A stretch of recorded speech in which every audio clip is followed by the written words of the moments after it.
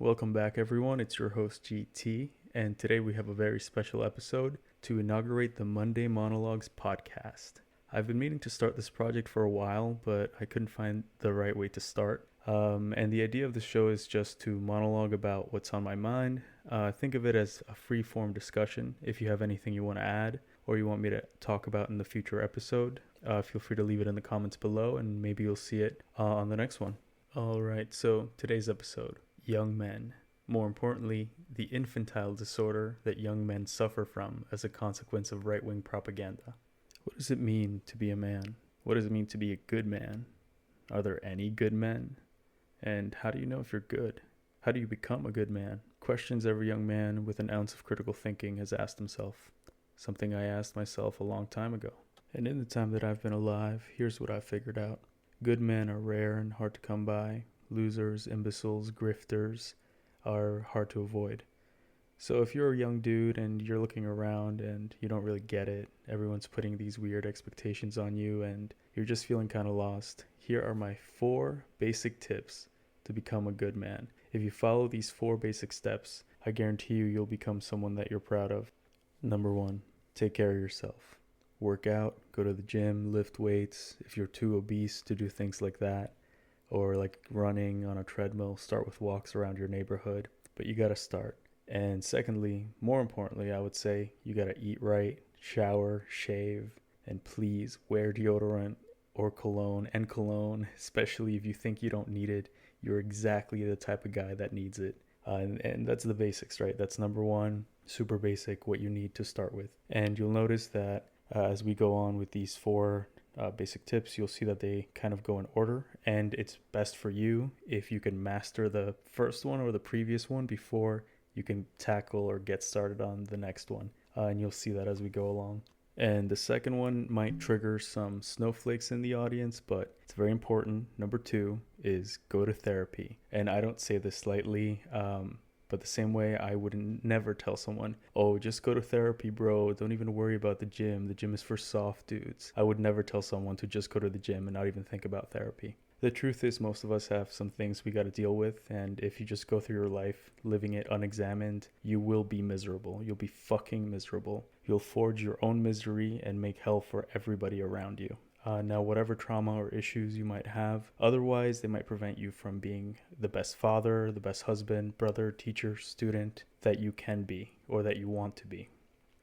We all know, unfortunately, or have heard of at least one of those hair trigger assholes that beat their kids, wives, girlfriends, and you don't want to be one of those losers. So please go to therapy, meditate, work on yourself.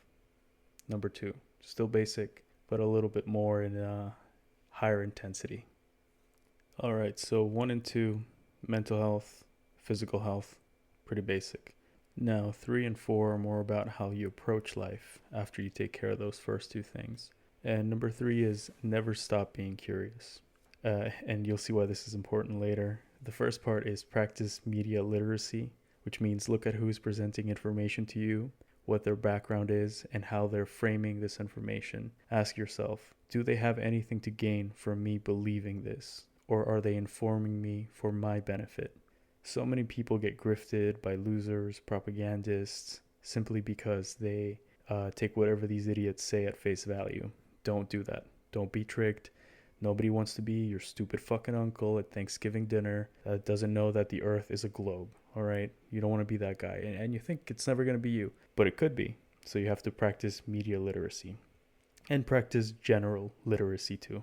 Read books, not stupid books, but good ones. And more on that later. Start a hobby or do something creative. Something that you like. Make art. Make music. Fuck it. Make a podcast. Even if it's just to do something you care about. Have something that you do that you care about, even if it's not your job, even if it doesn't make you money. It'll make you more complete and maybe even more fun to talk to. And I guarantee you it'll make your life much more fulfilling. All right. Number 4, build community. We all know that guy that can talk to anyone or knows everyone. Maybe you think he's cool or he talks too much, but now you don't have to be that guy exactly. But you want to be a little bit like that guy. You want to be charitable, be respectful, and try to build community with the people around you. Understand that just like you, everyone else is fighting their own battles, which you know nothing about, and approach people with this kindness in mind. You might not fuck with everyone, and you'll meet people that are assholes. You'll meet people that aren't worth your time, and they're just not worth your time. But you'll find that out as you go along and you talk and meet with different people. And the more you talk to these different people, the more you'll see how everyone is similar instead of different. You'll understand that we have much more in common with other people than we do differences. And to really understand people, you have to have earnest conversations with them. Come in with an open mind and an open heart. And while you're talking with them, try not to roll them over or let them roll over you. It's a balance you'll have to understand the more you talk to people, but it'll come to you, so don't worry. And that's pretty much it. If you do all of these things, you'll find that you like your life and you're surrounded by amazing people with talents, interests, and gifts that enrich your life. Everything else will come along the way. So for now, good luck, good health, and goodbye.